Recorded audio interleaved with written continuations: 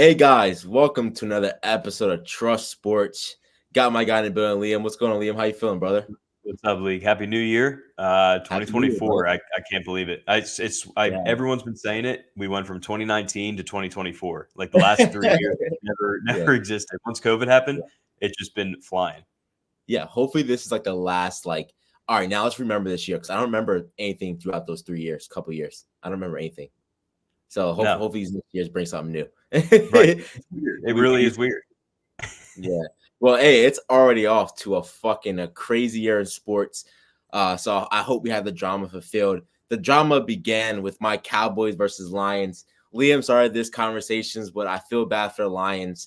But I don't. And this is the one time you may say I'm being biased, Liam. I have no remorse towards the Lions for the way that game ended. So I'm sure if you don't watch sports, you watch sports. The Cowboys Lions game ended with some crazy ending of the Lions going for 2-point conversion. It gets called. I mean, I didn't notice how long it was. I'm going to preface this by saying I was driving back from up north. So I had been watching, I put it on my car and I'm watching, I'm listening. Soon as they got the 2-point conversion, I turned it off. I turned it off. I exited out. Liam was actually texting me and Liam's like, and I'm like, there it is. There's Dallas Cowboys. That's what we do. We fucking blow the lead. And Liam's like texting later on. He's like, well, you guys definitely could have won if Micah Parsons. And I'm like, what are you talking about? And I turn the game back on and I'm like, holy shit, we still got a chance to win this thing. Yes, so when I said that, you had no idea what I was even fucking talking about. I thought you were just dick sucking Micah Parsons to be like, Micah Parsons, they make a play in that moment. Like, that's what I thought you were coming up from like Tones shit. So I was just like, what is going on? So I go back and I'm like, what is going on? So it comes out to controversy. Did the guy actually, when he comes onto the field, did he actually say that he is an eligible receiver and check in with the ref? Now, Liam, we might have some differences here. What is your understanding of exactly what happened during that time? Yeah, so no, realistically, I don't disagree with you because of how everything happened. So what my understanding was it was the Lions' goal to try to confuse the Cowboys as to which lineman was going to report as eligible, just so, you know, exactly what happens, right? Like he sneaks out to the back of the end zone, like he was wide open. Yeah. Now, what's weird about that, when I wanted to ask you, because maybe I get the idea of sending 3 different linemen and having one of them say in a game of 80,000 people on national TV, like it's easy for the refs to maybe think they hear number 68 when in reality it was number 70 or whatever it was. Yeah. But regardless on who tells you, you could hear it on TV. I'm not sure since you had it in the car if you could really hear it, but you heard on TV the ref say number 70 has reported as eligible. Now, number one, there goes to your surprise factor because everyone in the world can hear it. And number two, if you're Dan Campbell and you hear the wrong number being called, why are you not calling a timeout? Why are you not doing something about it? You've heard him say a number, and if you're just that zoned into the play to where you don't hear the ref over the loudspeaker of the stadium, then that's all on you. Not only that, when that happens and you're pushed back to the 7-yard line, why are you still going for 2? Exactly. So, yeah, it really didn't make any sense to me. And that's why, and then that's when Micah Parsons was offside. So they didn't, I think the Cowboys picked it offside. Look, the football gods are trying to tell you, stop going for 2. Take the extra point. Like crazy shit's happening. Go to overtime and trust your guys. And I guess I get it. Like that's in the analytical stage that we live in. When you're on the road like that, the analytics do say go for it. But after you're pushed back to the 7, take the points and trust your team to win in overtime. Yeah. I mean, literally, wrong player gets called. They have no timeouts too, Liam. I don't know how you come up with that discrepancy of like, ref, you called the wrong, like the sideline judge, you could probably go to him saying wrong number called, but they're so locked in. That's an easy mistake to be had if you're a coach, honestly, of being so locked in. You don't hear the number get called of the correct guy. You don't know who the correct guy should be or what number. Like, that's an easy miss, right? Okay.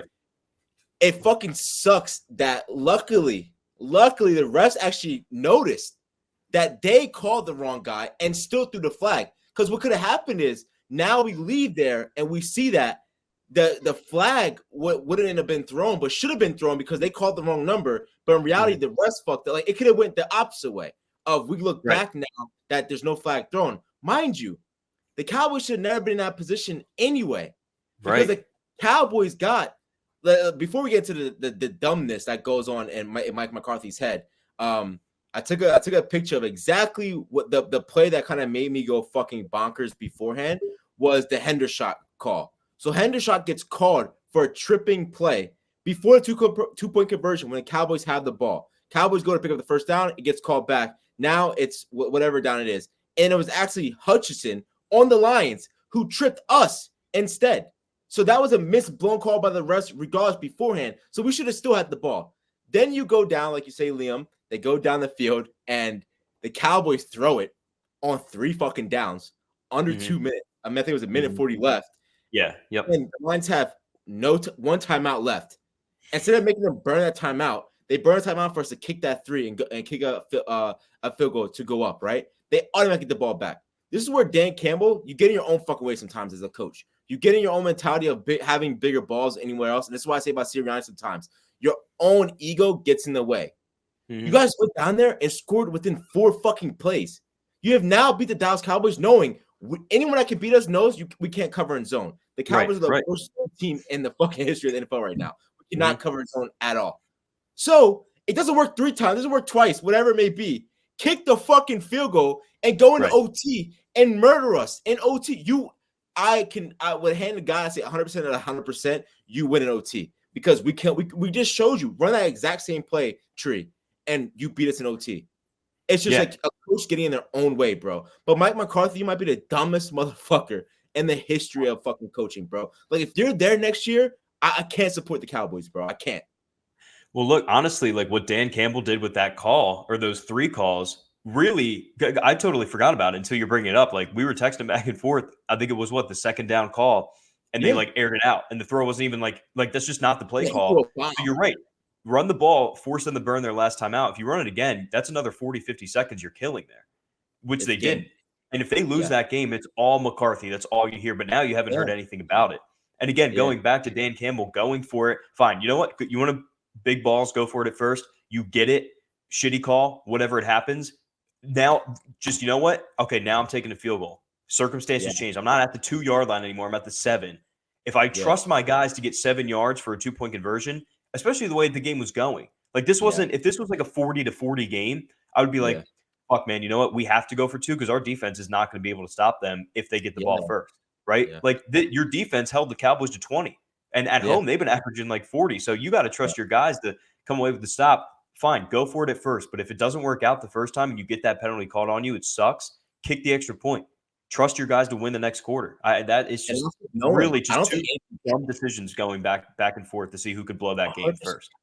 100%. And I don't think any Detroit fan or any Detroit coaching, whatever it may be, will say Dan Campbell made the wrong move or just kicking the field goal. If I don't get it that first time, that second time, like, kick the fucking field goal. Let's go to OT, guys. Not win it all here. I mean, it is like there's a lot on that. There's a lot riding on that game. There's a lot riding on it. It's not just a fucking bullshit game. Let's just go out there. It's a lot riding on this game. I want to win this game. Let's play it in. Let's play. Let's see who can beat who. Because the Cowboys just showed you we can't stop you guys. We cannot stop thank God we somewhat stopped the run, but we can't stop the passing when we're in fucking a zone coverage. And our fucking offense wasn't moving either. You just shut down our offense as well. Offense stopped. Dak Prescott already threw a pick. We know what happens when Dak Prescott gets put into pressure situations. We understand what happens. The Eagles game has showed us that. Like, it's the same. Why not put us into that mode? It's like I think they blew themselves. You can call whatever. We know those refs are awful. You saw they got demoted and like they can't ref in the playoffs. Well, you know what? I'm glad that happened because far too often, and apparently this crew has been in many bad calls this year. Like we always say, refs never get blamed. Like they never have to talk about it after the game. They should. They never have any. Like I'm glad they got demoted because at least something. You have to be responsible for what happens. And they were bad. Like you mentioned, that wasn't just the first time they were bad all game or all year. Yeah. So I'm glad the NFL stepped in and did something because you can't have that. Like we said, Liam, I think that in a call like that, like you leave a game, press conference, the refs, and that's in a game like this, the refs have to stand up there and have press conference. Yeah. They have to.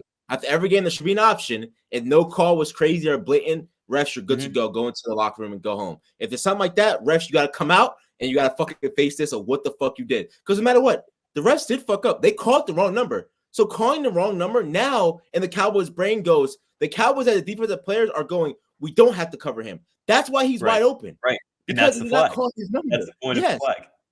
Yes, exactly. He's wide the fuck open for a reason.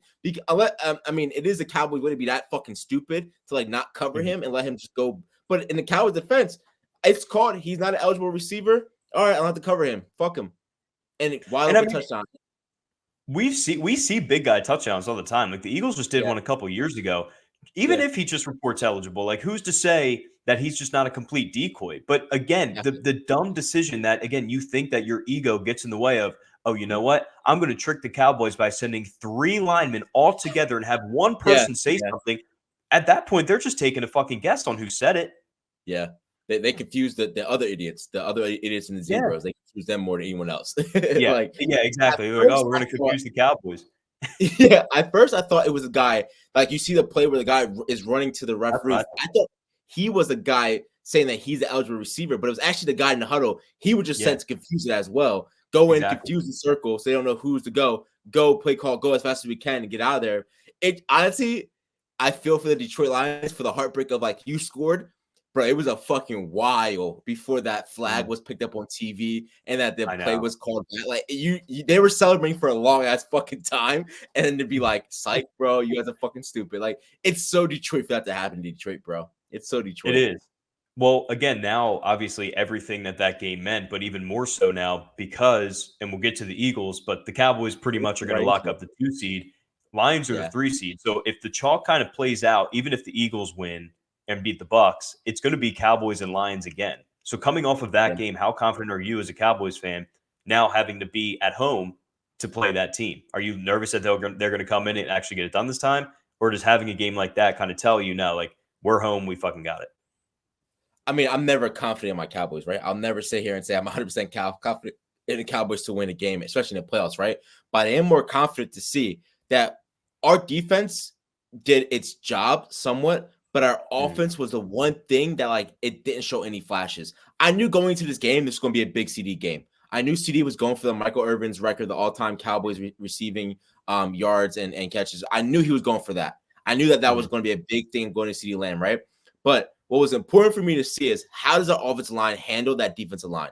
How does our 2 rookies, guard and tackle, handle those guys up front? And they didn't do well. I mean, Dak Prescott got sacked how many times in that game? Yeah. That, to me, is the only concern going forward of like, all right, you saw those guys.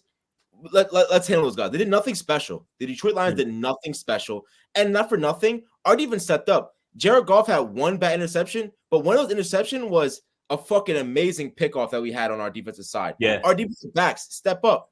They stepped up and got 2 picks. Dak threw 1. Luckily, fucking Jared Goff threw 2. And Jared Goff, both of those knew once he threw those ball, he went right to his knees. Was like, fuck, that's a pick. Yep.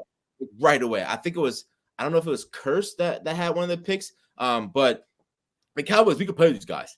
No one can cover CeeDee Lamb. I mean, if you're not, that argument anymore for CeeDee over AJ Brown, it's still not an argument to me. Like I said, if you put CeeDee Lamb on the Eagles, he's doing nothing. I'm telling you, we'll get to it. Trust me, we'll get to the Eagles, but that's one that's that for you is the feelings, no facts. Like that's the switch. It's for not. You. I'm feelings, no facts. That for you is like how I hate switch. Like that one is for you. No matter what, you won't see it that way. I'm telling you, no. If you understand like what's going on with the Eagles right now, you'll understand why AJ Brown has had the production over the last 3 weeks or lack thereof. But again, we'll talk about it. But you're right. I mean, the Lions got nobody on their secondary to cover any receiver, let alone CeeDee Lamb.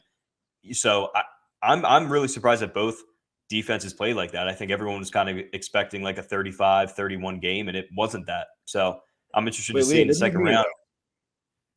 What do you mean, like the division? Because what I'm looking at in the playoff realm, like this is just week 17. So this is not, this is week 17 predictions, I believe. The current playoff. This is like, so what they have is the Cowboys going against Green Bay.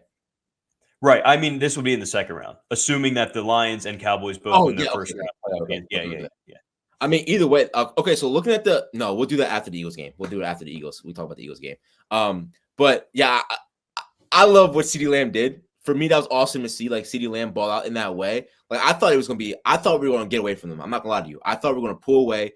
Dak Prescott is playing beautiful. Dak Prescott, that one pick, he forced some shit. I expected to happen here and there. But Dak is throwing some dimes, man. He's throwing some dimes to Cook. And I had nothing bad to say. The only thing I had bad to have to say is that offensive line. And Pollard, I just don't I don't get Pollard. Like I've never seen a drop off happen like this. Like it's like another Zeke. Like a Zeke having a great year and fucking just plummeting. It's like it makes no sense. I mean, I know our offensive line isn't that great, but it's like there's no argument now. Like I can't say Swift or Pollard. It's like Pollard, it's all you, brother. It's all you. I can't just blame offensive line. Yeah. Well, yeah, because first of all, like what I've seen from Cowboys games, like Rico Dowdle looks so much more explosive when he has the ball than Tony Pollard.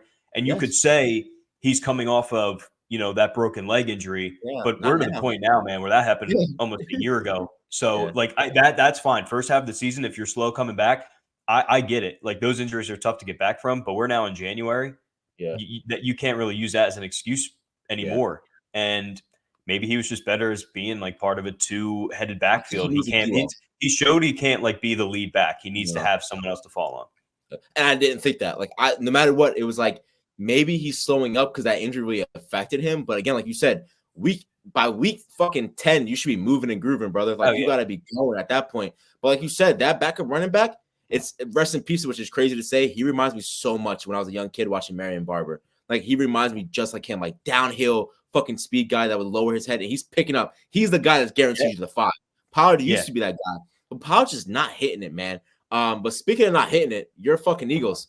I've never seen a downfall of a team come crazy in my life. And how do the football gods know to have you guys lose to the Cardinals the same way in which my Dallas Cowboys? Well, I mean, I'm still hearing about that to this week to now until the Eagles went down on some bullshit. Yeah.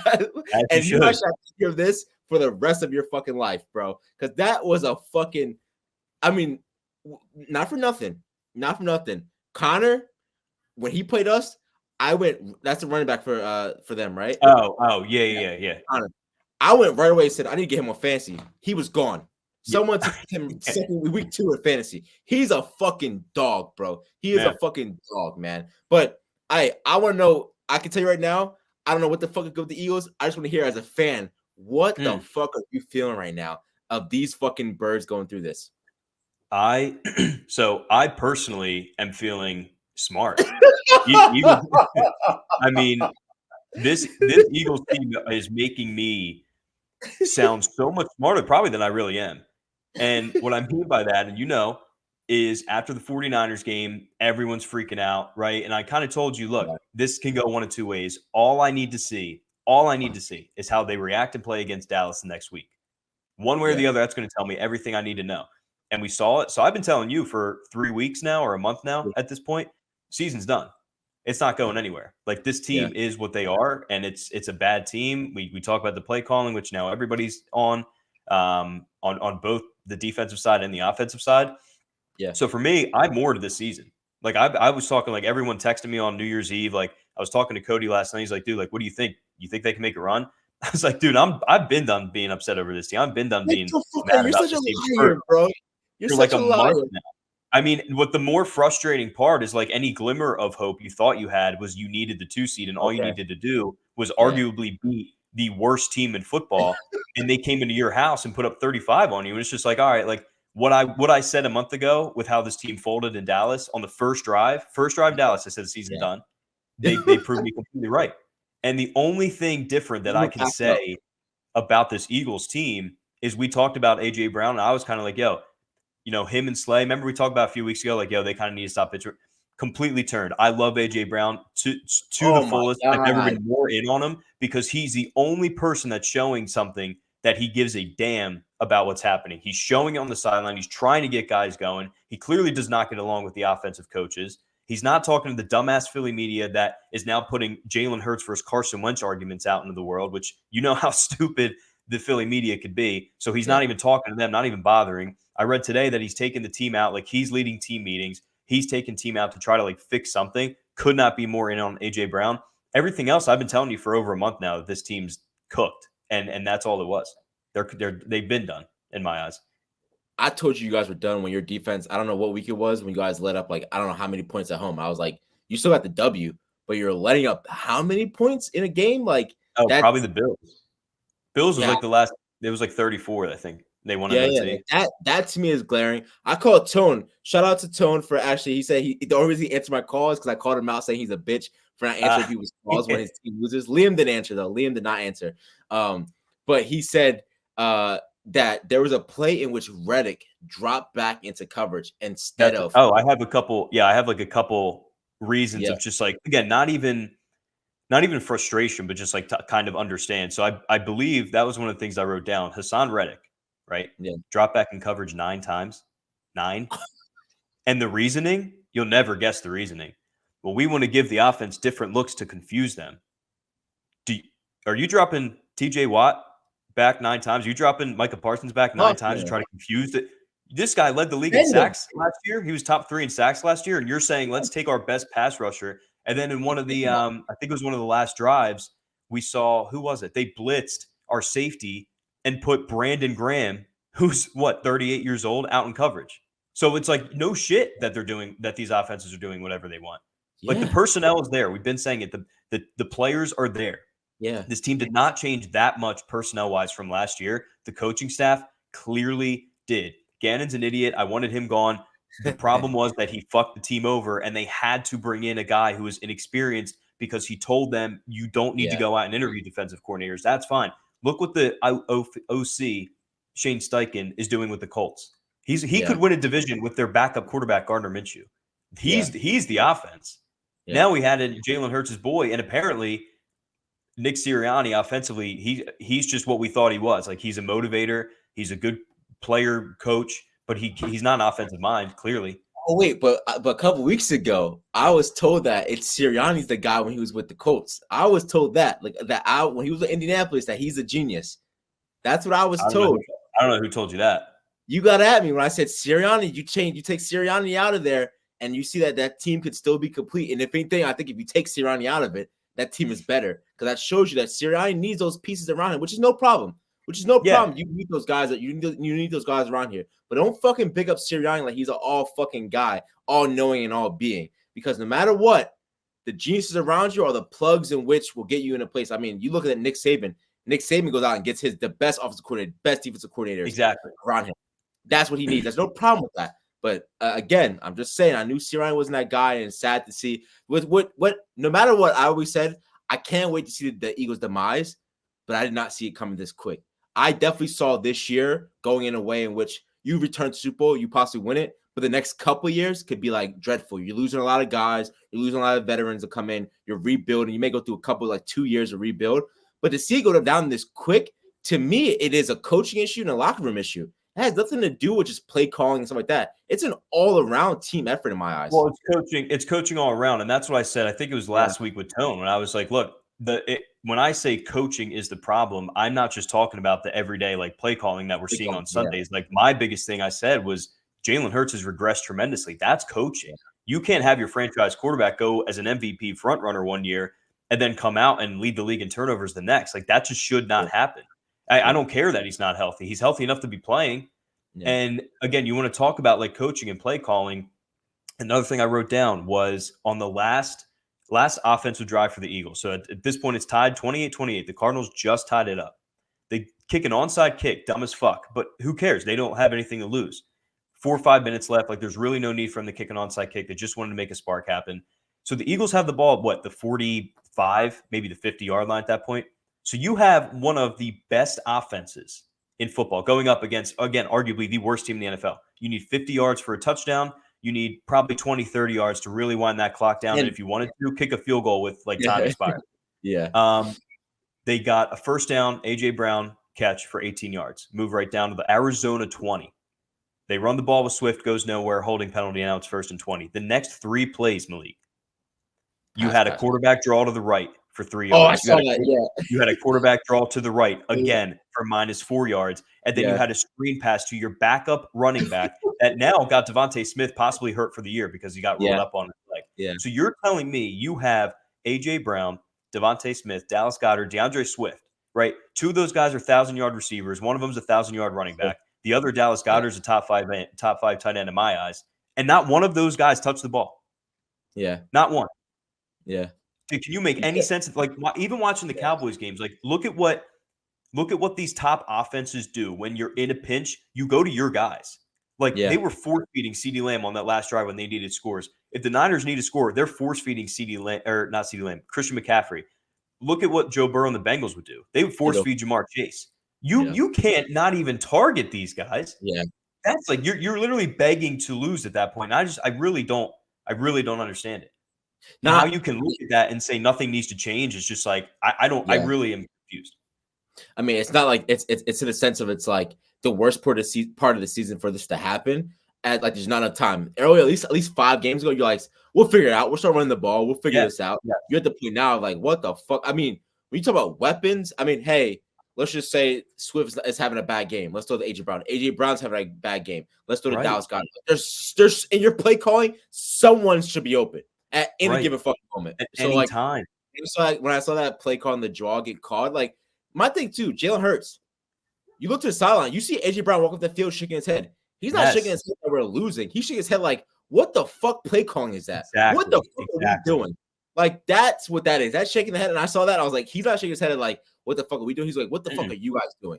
Hey, Jalen Hurts, start calling your own shit, bro. Audible out that shit. Throw a fucking swing that shit. Be like, you know what, fucking audible.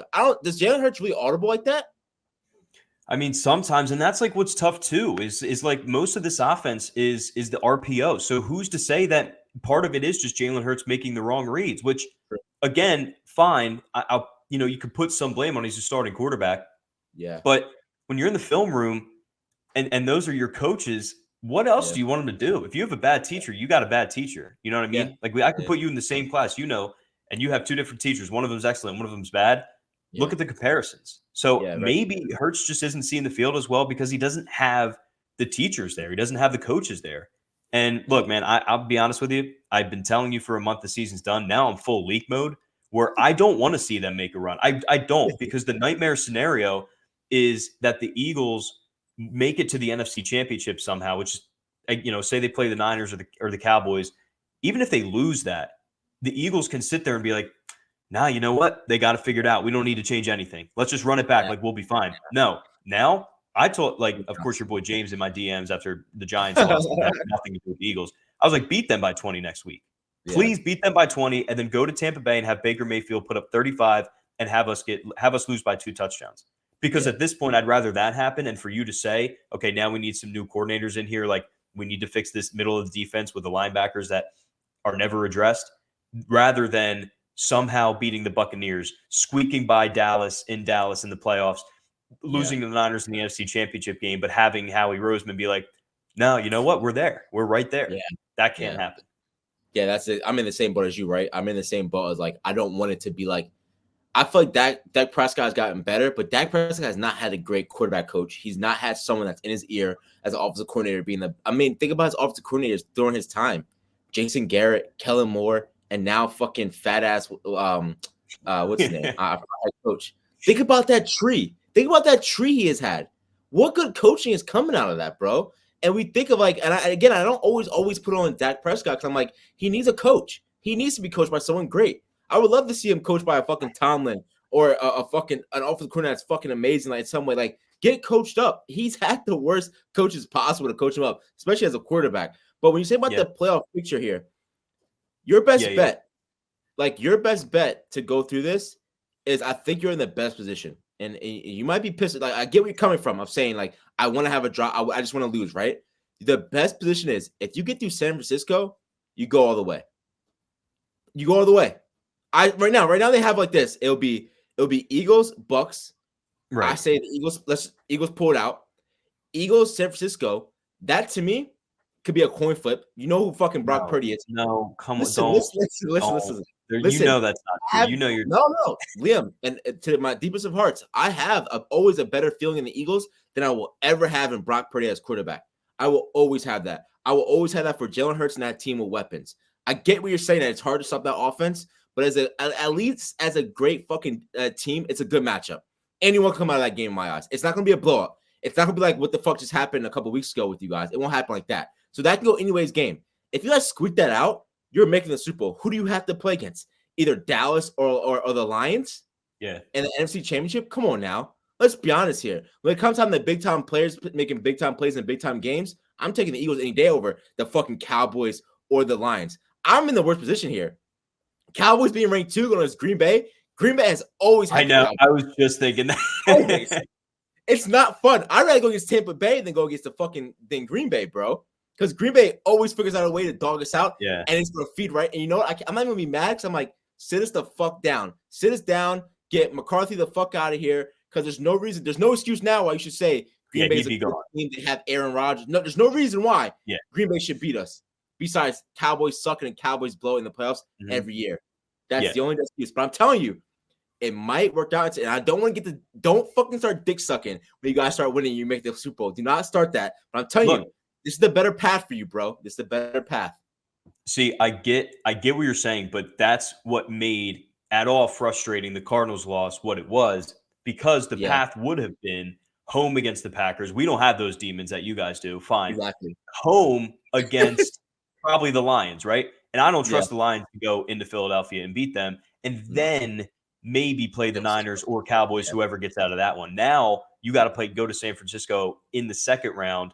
And again, this could be just fully me being pissed at this team. The way the Bucs are playing football right now, the way the Eagles are playing, I don't think you can sit there and be like, yeah, this is an Eagles win. If you would have told me that maybe a month or two ago, like, oh, you know what? Dallas just edged them out for the division. Eagles got to go to Tampa. I'd be like, fine, no problem at all. I think that's going to be Eagles going to be favored and we're fine. But as of late, I think the Bucs would be favored. I really do. Oh, really? Yeah, that's a possibility. That is a possibility. But nah, I don't think. I think the Eagles still figure out a way to get through the Bucs. It's just gonna be that San Francisco game, and you guys make the NFC championship. Either way, I'll tell you, I'm more nervous. When I saw Green Bay lineup, I was like, "Fuck!" I know. You see that? You see the G, and you're like, "Freaking!" I was just like, "Fuck, man." Now I've been seeing, and I'll have to look it up exactly. But people are bringing up the 2012 Ravens season and how that went. And they went, hold on, I'll bring it up. I want to say they had kind of the same regular season as we did. So the Ravens were 9-2, and after week 12, they went 1-5. Yeah. Or 1-4, excuse me, to finish 10-6. So they were completely out of it. Everything looked bad. Now, granted, they still won their division, so they got a home game, but then they had to go, like, that's the year they won a Super Bowl. So they won in the first round. They went to Denver. They beat Denver, went to New England, beat Brady, and then beat the Niners in the Super Bowl. So now that's all I've been seeing today is like people trying to talk themselves back into it and be like, look what happened. Look what happened. Yeah. I don't see it. That little bit of hope. No matter what, Liam, you're gonna hold into that little bit of hope. Yeah. I say this, we'll beat the Bucs by 10 and go to like San Francisco. I'll be like, fuck Purdy. Fuck Purdy, bro. You'll have Sabrina in a fucking closet, like ready to fucking fuck her up, bro, for that W. But like you said, the Ravens on the opposite side. Ravens got the job done. We're both tired of having to hear Javon talk his shit every week in and week out. Is Lamar the truth and are the Ravens the truth come postseason time? Because no matter what, it's an easy road into that AFC Championship game, I would say. Right now, they have the first round bye, winning the division, possibly up against either the Browns or the Jaguars. And then they go, are you nervous? I say I want the Browns. I would be very nervous. And look, man, you know how these division games go. And if there's one team that you would ask, if you gave the Ravens truth serum and you said what's the one team you don't want to see in the playoffs, I would wholeheartedly believe that they say the Browns. They are playing good football. They're scared of the Browns. I think now look, terrified? No. As the toughest competitor for them to make it to the Super Bowl, I think, looking at the rest of the AFC, because look, we all knew this. Dolphins are soft. They are what they are. Ravens were going to kill them. We've said this, right? Like we said it. Vaughn said it. I think Tone said it last week. Look at the Chiefs. I don't know. It's Mahomes, sure, but can you really trust the lack of playmakers to go into Baltimore and beat them? Probably not. Not the way their defense is playing. I'm telling you, man, those divisional games, especially in the AFC North, that's always a division that you're going to get like hard-nosed football. You're going to get hard hits for 60 minutes. I'm not saying I would take the Browns, but I really think the Browns could be the team to knock off the Ravens. And if that happens, Vaughn, look out, because this is what me and Leek have been saying all year, is that they can't get it done in the playoffs. So they get bounced in the first round after their bye to the Browns. We're not going to let him go. I'm coming crazy, bro. I'm posting crazy. I want to start hearing the Dak Prescott similarities. I want to hear the Dallas Cowboys similarities. I want it all to come out. That even though, of course, to me, he's a way better quarterback than Dak Prescott. But let's bring it on as an organization. You got to bring it on, bro. How many times are you just going to be in the playoffs and just fucking get bounced the first round, bro? After every fucking time. And you can't blame it on Jerry Ice. You can't blame it on him. He's not there no more. And no.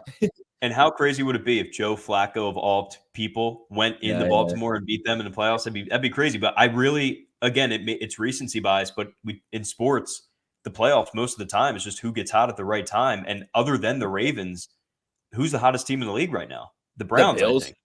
The Browns, but you have the Bills heating up. Then you have the Dolphins who are up and down. I think they have if the Ravens don't fuck it up, they have an easy landslide to the Super Bowl. Oh yeah, like an easy land, the easiest side ever, the easiest year. Only thing you always will have to respect is you have to respect Patty Mahomes. That's it. That's the only person I say you would have to respect. The Bills, you get the job done, but no matter what, you're a little weary of the Chiefs going into it. I tried to hit Vaughn to see if he would answer. Javon didn't answer his phone. I wanted to see if he would stand on being scared of the Browns or not. Let's see if he calls back. I think he's going to say hell no, but I'm telling you, did the Browns already beat him once this year too? I don't know. I didn't see it. I don't know the record. I'll tell you, I haven't been keyed on the Ravens at all because it's the Ravens.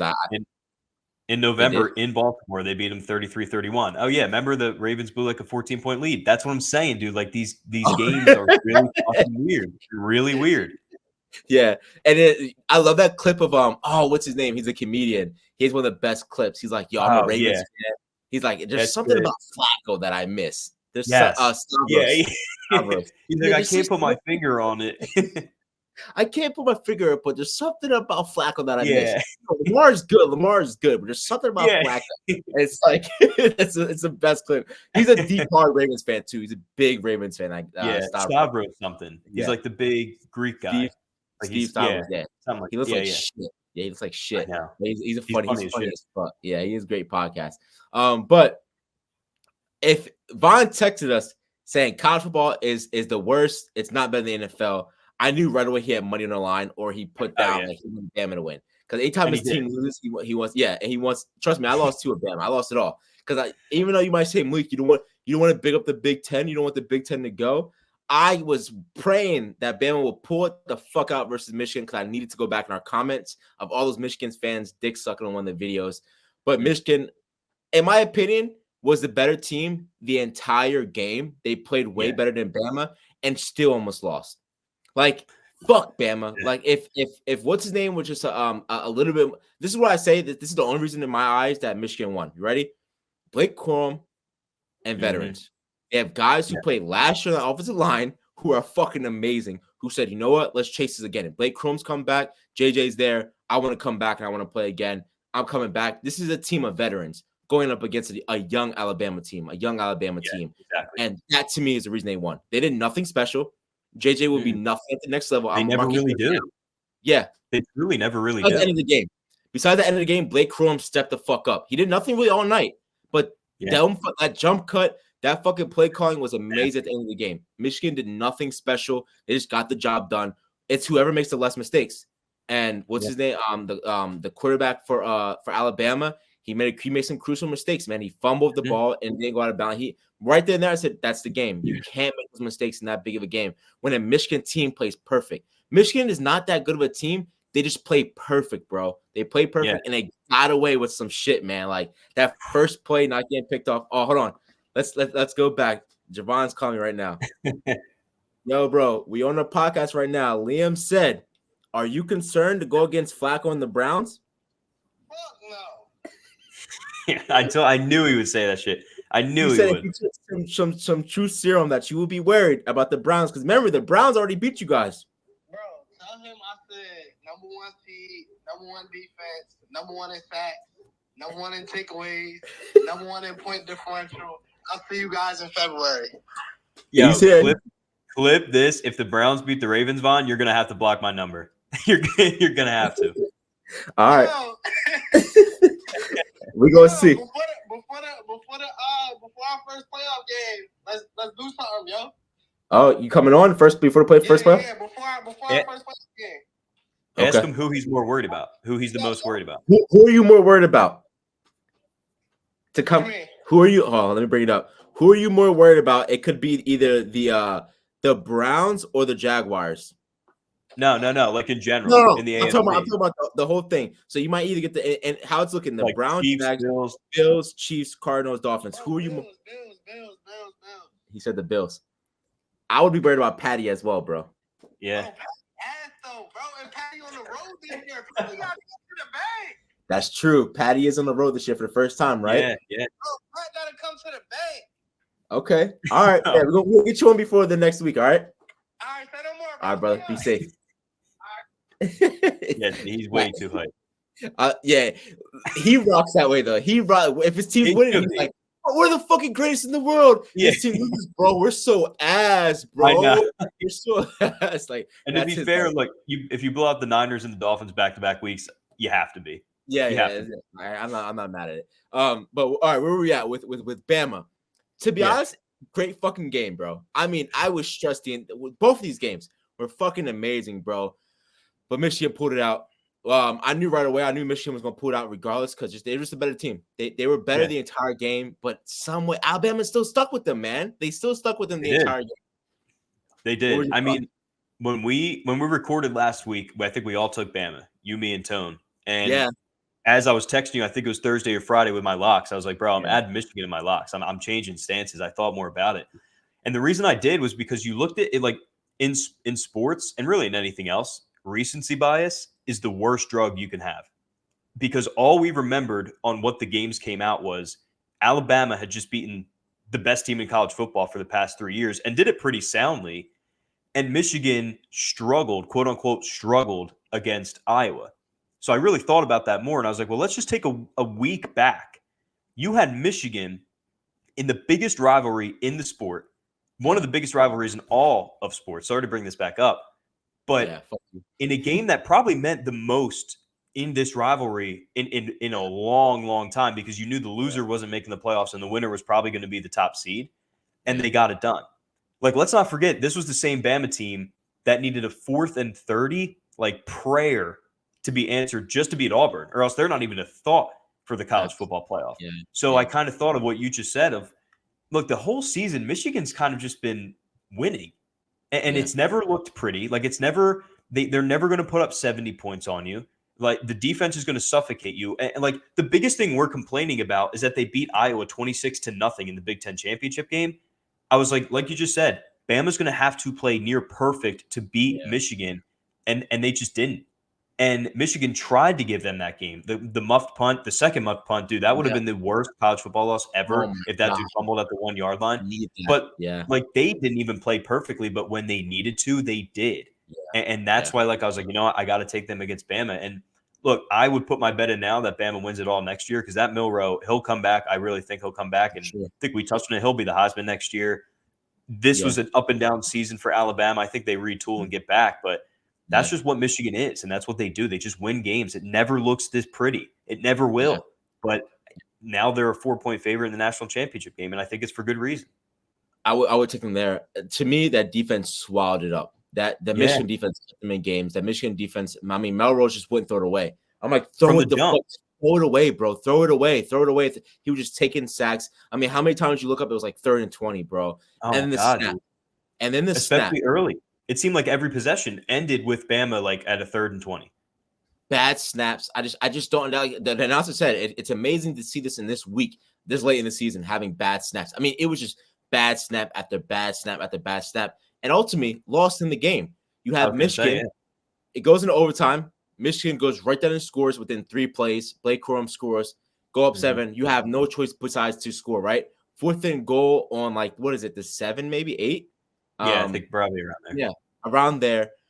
It was back-to-back timeouts wasted, right? So they came out one formation. I thought that first formation they had, that Michigan called the timeout, was perfect, because you knew they had a fullback in there for coverage, for blocking. Yep. He needed that. And I was like, beautiful. They're going to throw the ball. They definitely score now because they need someone else in the pocket with him to protect him. Yeah. Call timeout, come back out. But he's in there by himself. And I'm like, oh, fuck. I mean, he has a guy lined up as a running back instead. Right away, I'm like, fuck. Hopefully it's a RPO, right? Run pass option, which it was. It was a called run pass. It was. It ended up being that, right? In my eyes, that's the worst. It looked like the worst play calling in that moment. I couldn't believe they called that. Mm-hmm. But as you analyze it afterwards, the snap affected it all. The low snap caused Melrose to just take the ball and run instead of being able to take his time, and he would have wide open guys on the left-hand side. It's sad to see. It's sad to be, and that's my eyes and my belief of what the ultimate reason that play didn't work. It didn't work because that was a design play call in my eyes. That wasn't designed that way. There's no way Nick Saban says fucking quarterback sneak up the middle when they've been stuffed all game. There's no way Nick Saban sends that in.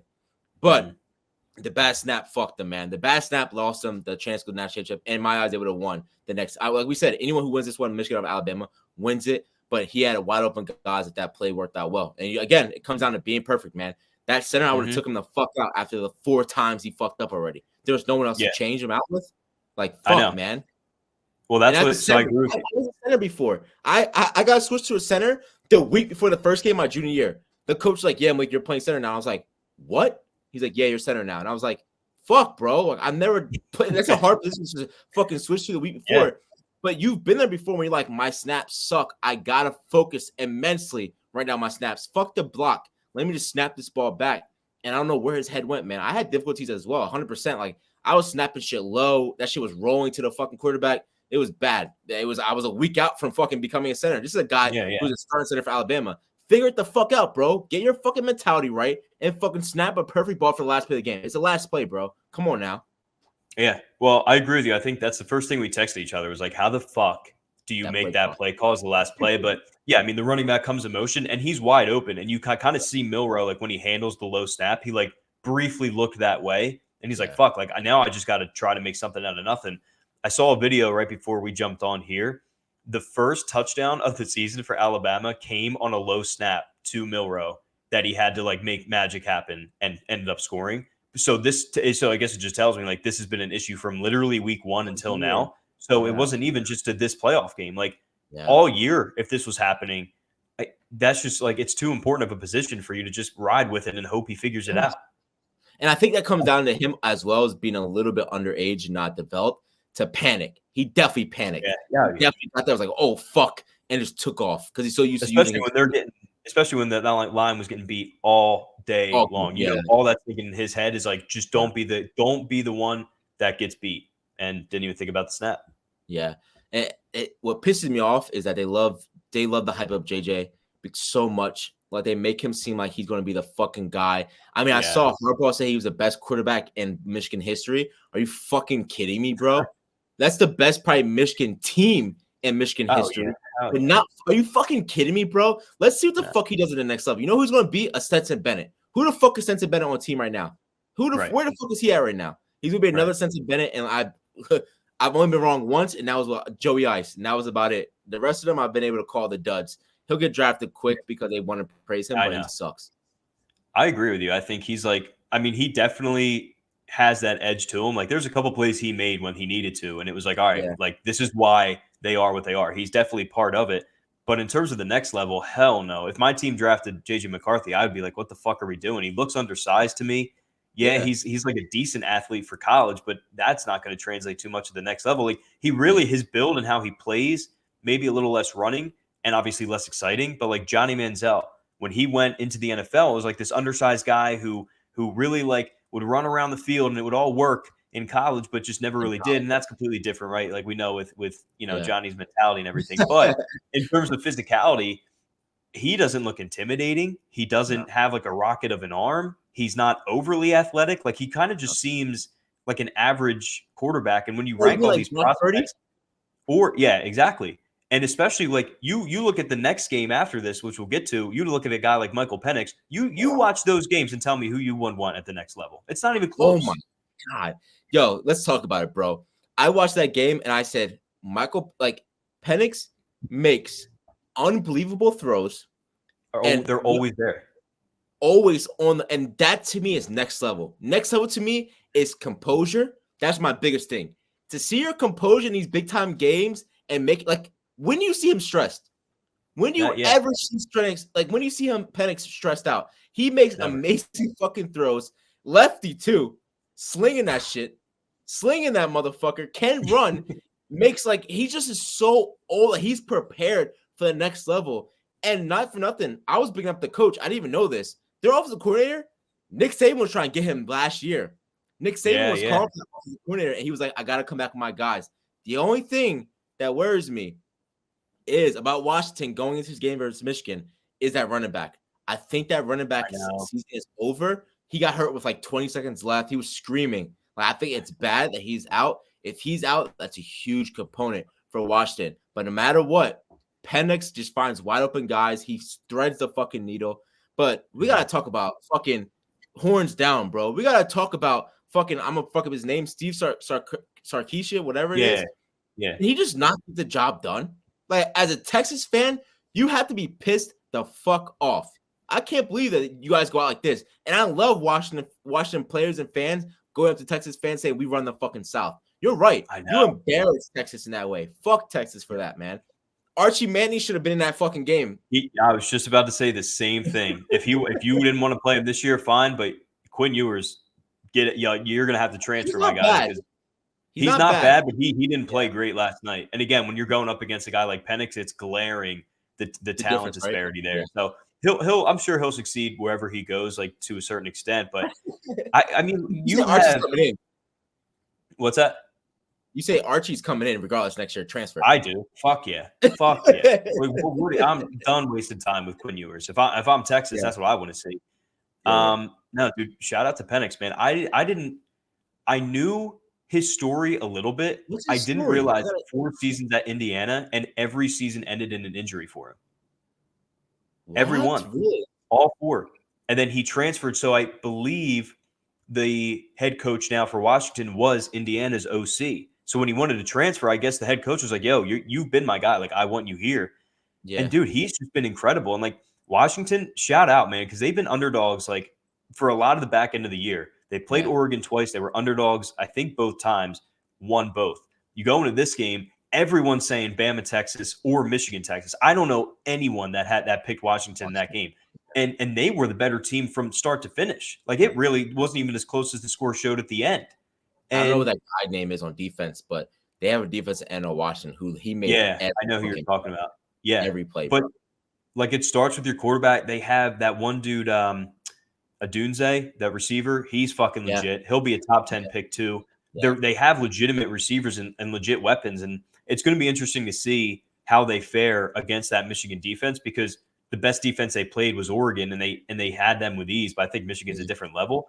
But dude, as far as Penix is concerned, you just made yourself a lot of money, my friend, because there's no way that he falls in the draft at this point. I think teams are going to look at him and say, just like you said, I'm getting a mature quarterback who seems like he can come in here and make an impact immediately.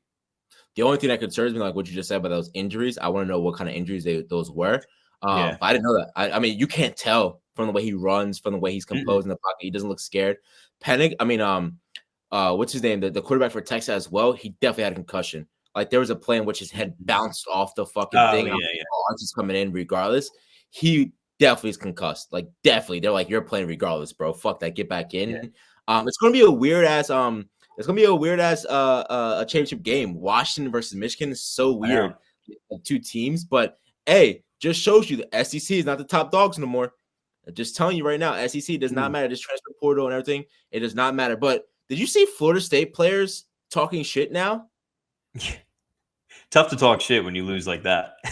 Are you fucking kidding me? Like, Florida State players, like, they're talking about Bama, right? Oh, yeah. They're talking about Bama getting squeezed in. You guys just got fucking dogged out. Are you fucking crazy right now? They almost put up a 70 piece on you guys. Are these the players who decided not to play because they're declaring? Are these players? I don't know who these players are, but if you played in that game, are you fucking crazy? Yeah, hell no. Because Georgia had a lot of guys that didn't play in that game too. Yeah. Like, it wasn't just one-sided. Like, I don't think a lot of players played for Georgia. And I did see, it's funny you brought that up. I saw, like, I don't know if it was fans or whoever tweeted it, that Florida State's quarterback who started was their 3rd string, and he had more passing yards than Milroe. So they were trying to say, like, oh, isn't it weird how our 3rd string quarterback had more passing yards? Everyone's like, okay, congrats. Like, he had more passing yards in a game. You guys got fucking dogged by 60 points. Like, literally, what are you talking about? It's crazy. Yeah. That's worse than Eagles fans that are delusional. That's worse than that. I think, look, even with Jordan Travis, their starter, I think Michigan probably still beats them by 2 scores, at least. Fuck yes. Easily, bro. There's no one on. Mind you, they had 2 wide receivers that did declare for the draft that didn't play for Florida State. So that is another thing, but that's not making a difference versus that. I say that defensive line is mauling. Travis gets hurt that game. Like that's where it's up. He gets hurt that game instead, bro. Like that's where it goes. So hey, I'm excited. Okay, do you want to make your prediction now? No, I don't. I'll save it for the locks. I'll have it as a lock later in the week. But look, I really did believe they don't play till they have 2 weeks, right? No, it's next Monday. Oh fuck! So we gotta have it on Monday. So yeah, we'll have it. I'll drop something, but I really did think whoever won the Bama Michigan game would win it all. That was when I thought Texas was going to be in it. Now I'm seeing Washington, dude. Like this is what they are. They're the underdogs. They keep riding, and it's going to be tough to bet against them. I would say I'm leaning Michigan right now. That may change, but I'm leaning at least Michigan. I'm leaning Michigan because of that defense. But I for Dave Portnoy's sake, for busting with the boys' sake, I mean, you saw Dave Portnoy bet $1 million for them to beat Bama. Like, I need Michigan to go down. There's no way I can keep going with the amount of years I've had to take Michigan beating Ohio State, Michigan then winning a national championship. That can't. It just can't go. Yeah. I need that to go away. So I can't have it. I can't have it, bro. But hey, I'm excited, bro. This only prepares you for next year, bro. We got to rent an Airbnb and we're watching the playoffs all day fucking long. It's going to be this is going to beat March Madness by far in my eyes. Like these games, I can't wait for next year. Yo, here's another take. They need to have next year find a way, because obviously you can't do it this year, make the national championship game be held at the Rose Bowl. There is nothing like watching that game at the Rose Bowl. Dude, that is completely different. Like the setting, the stadium, the sun setting, like everything that goes in it. I don't know how that works, but get the national championship game every year should be at the Rose Bowl because it's fucking awesome. It's amazing. But they always love to have it somewhere like down south and like one of those games. They always love it to be there. You're 100% right. There's nothing better than a Rose Bowl, bro. There's nothing better. Not. Did you see Jim Harbaugh's parents after the game? Oh my God, dude, his dad looks like Jim Harbaugh with like the old Snapchat photo. It's crazy, bro, how they look. It's so crazy. But everybody was just like, I can see where he gets it from. Like they're 100%. Exactly. I didn't know the history of Harbaugh there until I watched that game of like Harbaugh's dad coached there. Like he was a quarterback there, played in the Rose Bowl game. He's coaching. Like that's kind of cool, bro. You know, it's fuck Michigan forever, but it's kind of cool to see the family history lineage to go to this point of like they just won it in the national championship through the Rose Bowl and him coaching, you know? And I'm so sick and tired of Michigan fans saying through all the fucking doubt, through all the shit, the trials and tribulations we had to go through, you fucking cheated. What the fuck are we talking about, bro? Shut the fuck up about stuff that you guys made for yourselves. You made it hard on yourselves. And yes, you got through it. It's your fault. It's no one else's fault, bro. No one's coming for you. It pisses me off so much. It's crazy. Well, it's also going to be interesting if Michigan wins. I really think Harbaugh may leave, but we'll see. Yeah, he's out. But hey, great football, man. We can't wait for Monday. Let's get it. Monday. Yeah, really. Fuck, man. Especially because this week's going to be a lot like NFL. 80% of the games are going to be backups playing anyway because either teams are out or teams are kind of booked. There will be a couple good ones, but yeah, just get to Monday because I think it'll be. Huh? Do the Cowboys blow it versus Washington? No, hell no. It's the Cowboys way, bro. The fucking blow it. It would be the perfect icing on the cake for like this division to be like, oh, it's the best. Like, look at the Eagles 10-1, Cowboys 10-1. All for it to come down to the end of the season when neither team is just like they're just giving it to each other. They don't want it. I don't want it. You could have it. I don't want it. You could have it. Yeah, it's gonna be fucking. It's whatever. Yo, we should do something Monday, bro. We should watch the game. You should pull up, watch it, whatever. Yeah, we definitely should. Hey, but guys, continue to support the podcast. Shout out to the hat winner. We don't. I have to make the video and post it, but we'll do the raffle and it'll be up this Friday. But continue to support the podcast. Make sure you subscribe on the YouTube. Follow us on Instagram at WeTrust_podcast. Go listen on Apple Podcasts, Amazon Music, SoundCloud, Spotify, and YouTube as well. And follow Liam on the Instagram at Liam Stokes 11. Trust up, guys. Thanks, Lee.